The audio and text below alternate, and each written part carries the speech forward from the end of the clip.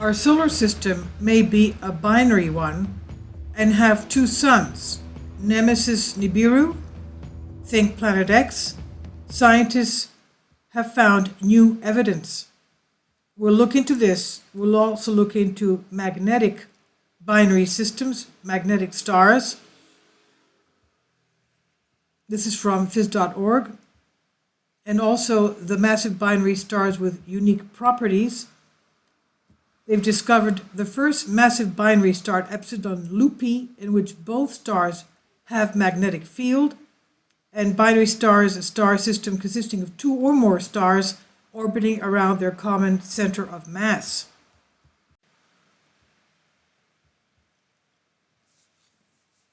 The origin of magnetism amongst massive stars is something of a mystery. This is according to Schultz, Physics, Engineer Physics and Astronomy. And this discovery, he says, may help to shed some light on the question of why these stars have magnetic fields. In cool stars, such as our sun, magnetic fields are generated by convection in the outer portion of the star, but there is no convection in the outer layers of massive stars, so there is no support for a magnetic dynamo. Nevertheless, approximately 10% of massive stars have strong magnetic fields. Two explanations are proposed for the origin of massive star magnetic fields, both variants on the idea of so-called fossil magnetic field, which is generated at some point in the star's past, then locked into the star's outer portion. For the first hypothesis is that the magnetic fields generated while the star is being formed. The second is that magnetic fields originate in dynamos driven by the violent mixture of stellar plasma when the two stars in close binary merge. This discovery does not change the basic statistics that binary-mix collaboration has assembled. This is according to Schultz. He says, we still don't know why there are so few magnetic massive stars in close binaries. The research shows strength of magnetic fields are similar in the two stars. Their magnetic axes are anti-aligned, with the south pole of one star pointing in approximately the same direction as the north pole of the other. We're not sure why that is yet, but it probably points to something significant about how the stars are interacting with one another, and we'll need to collect more data on that. So this is on Silence Daily. I'll leave a link below for you. Does that mean that they attract each other through space, and that's why at one point in time, in millions of years or millennia, thousands of years, they come towards each other and then come back out again? We'll look into this.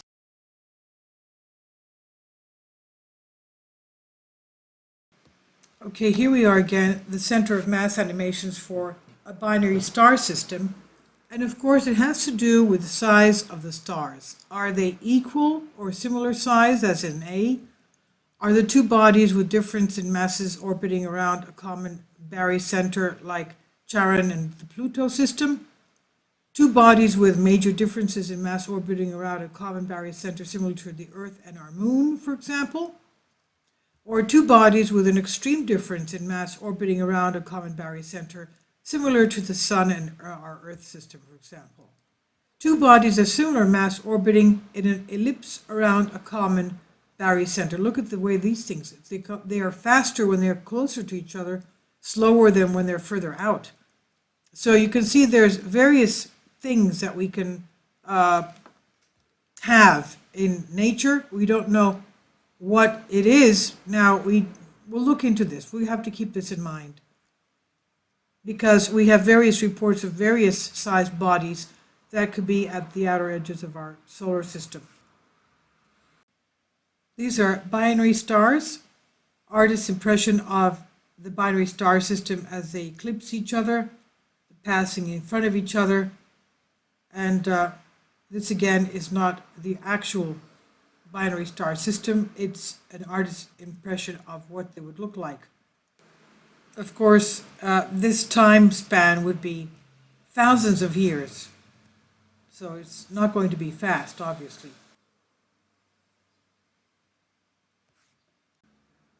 Well, we're watching and discussing about binary stars and what could be coming at us: Planet X, Nibiru, Nemesis, Wormwood, various names for what could be our binary star. We'll be watching the webcam at New Mare Station of Antarctica, and it has pictures every 10 minutes, time-lapse video. images of the last 24 hours. The night camera switches over to black and white images during the snowstorm. It's possible that you can't see the station at all. So we'll be looking at this as we're talking about what could be out on the outer skirts of our solar system. Now, we have been told that we may have a brown dwarf star. That was actually confirmed by NASA a couple of years ago. We have a brown dwarf star at the edge of our solar system. Others say that perhaps the tugging of the orbits, change of the orbits of the giant planets at the edge of our solar system could be due to Planet X. That was what the Caltech team of Vatican and Brown told us a couple of years back, that it was only a matter of time before they found it. Since then, others say it could be Kuiper Belt objects clumping together, also creating a gravity and a pull on the outer planets. Others say it could even be a black hole. Not too big, the size of an apple or something. But in the meantime, we'll keep looking at this if you'd like to see it. This is, again, Antarctica Neumayer Station on yesterday from the 10th to the 11th.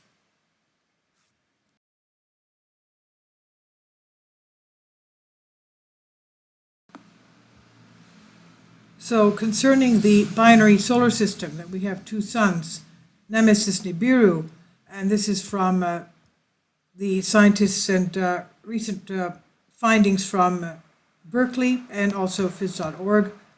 And according to experts, there's evidence which suggests that all stars in the universe are born in pairs. And when we talk about our binary system, it consists of a binary star system consists of two stars or more orbiting around their common barycenter. Systems of two stars or more are called multiple star systems, and these systems, especially when more distant, often appear to the unaided eye as a single point of light. Now, from what we find on Wikipedia as quick references, most of the solar systems in our I'm trying to find it here. Okay, it doesn't matter. Most of the stars in our Milky Way galaxy are binary or multiple. I found it. Research findings says here. It's estimated that approximately 1/3 of the star systems in our Milky Way galaxy are binary or multiple, with the remaining 2/3 being single stars. The overall multiplicity frequency of ordinary stars is monotomically increasing function of stellar masses, likelihood of being in a binary or multi-star system steadily increasing as the masses of the components increase. So at least 1/3, they say, of our Milky Way galaxy is binary, if not more. And there's evidence suggesting that all stars in the universe, some say, are born in pairs. For decades, scientists have speculated that our sun has an evil twin referred to as Nemesis, a dwarf star responsible for hurling objects from the outer solar system towards our planet.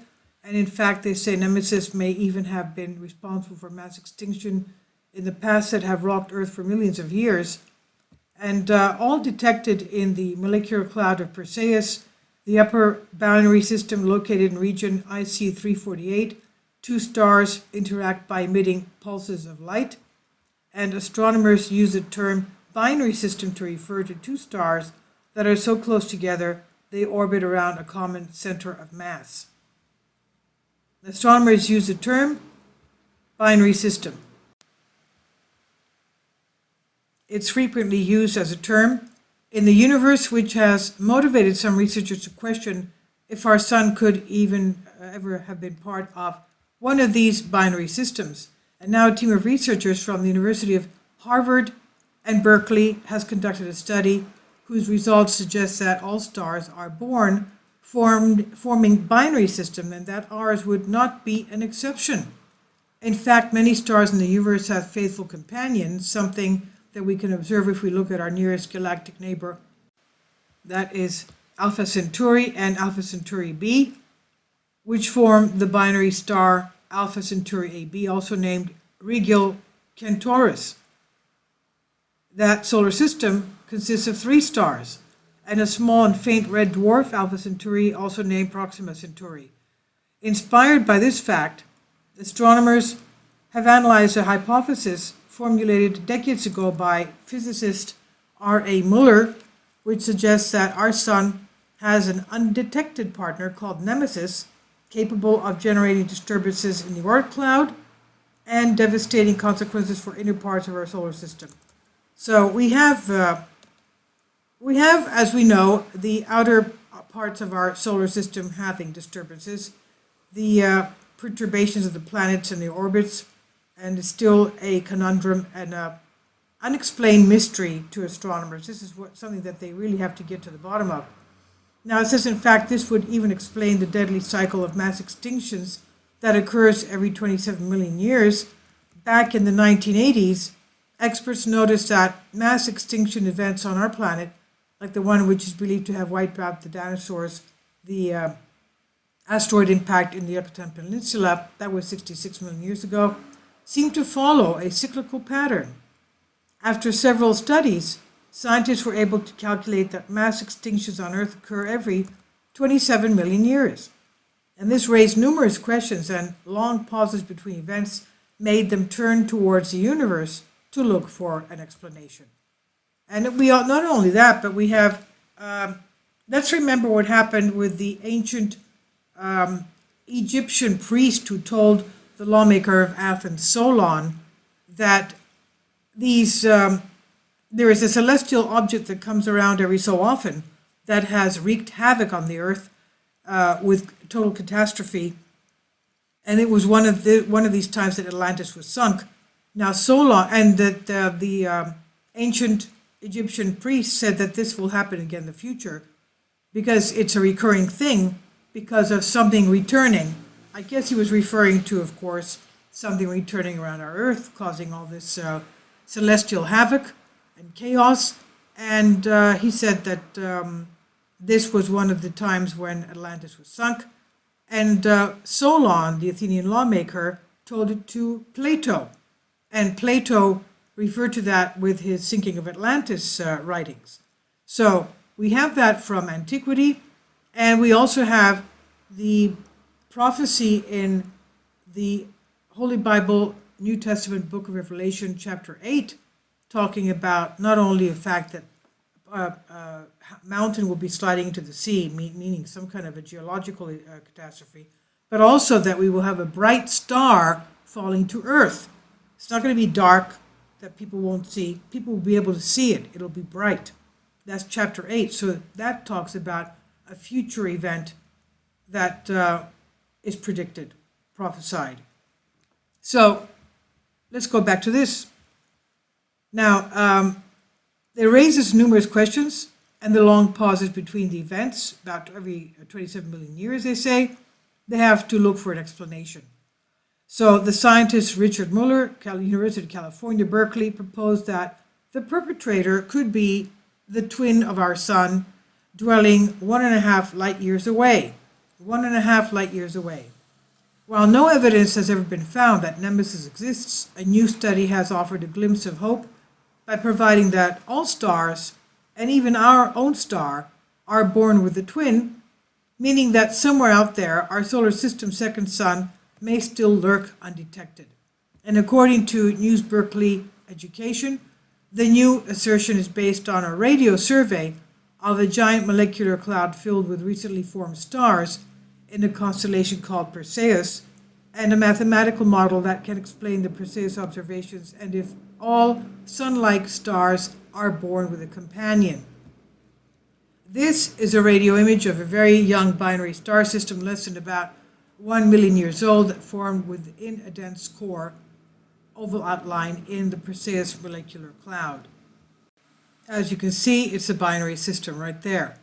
So, co-author Stephen Stoller, UC Berkeley research astronomer, said, "We are saying yes, there probably was a nemesis a long time ago. We ran a series of statistical models to see if we could account for the relative populations of young single stars and binaries of all separations in the Perseus molecular cloud, And the only model that could reproduce the data was one in which all stars form initially as wide binaries. These systems then either shrink or break apart within a million years.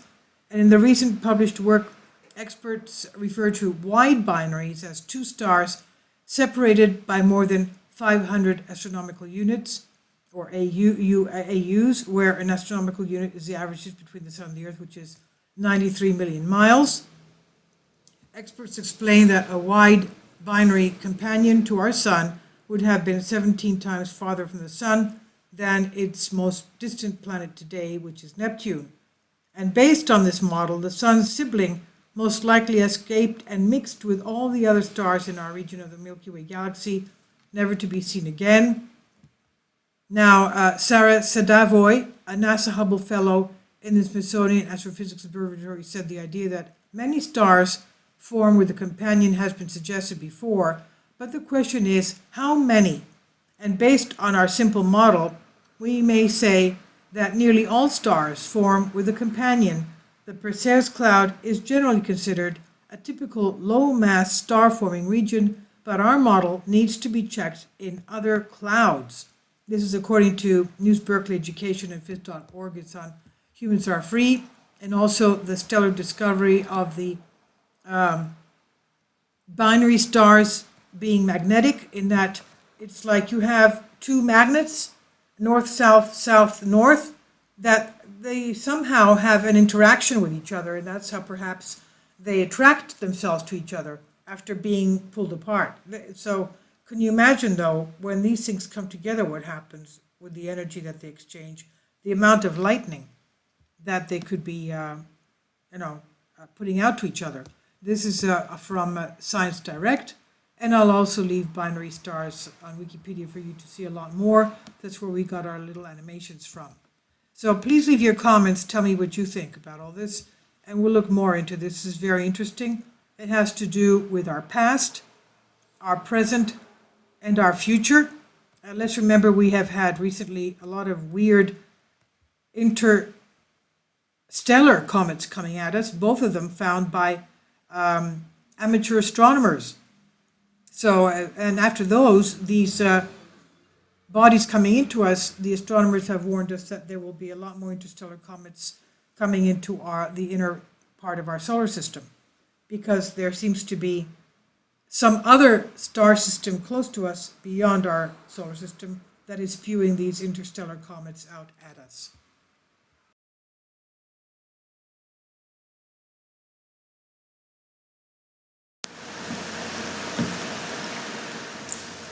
If you'd like to join me on my Patreon account, you will hear content not covered by mainstream media. These riveting stories will be based on my research, and I will state my opinions and give my personal insight on diverse and controversial subjects and world events not covered by mainstream media, and not supported by YouTube guidelines. So whatever I have on my Patreon, most of those will not be on my YouTube channel. Please consider becoming a member today. More of the most significant and important videos will be on my Patreon channel. Your support helps me to continue my research and keeps this YouTube channel alive. And we depend on your support, your generous charity, because we help economically challenged families here in Athens, Greece, in Kapota, and we also help the young generation with university tuition and the community around our church. Thank you.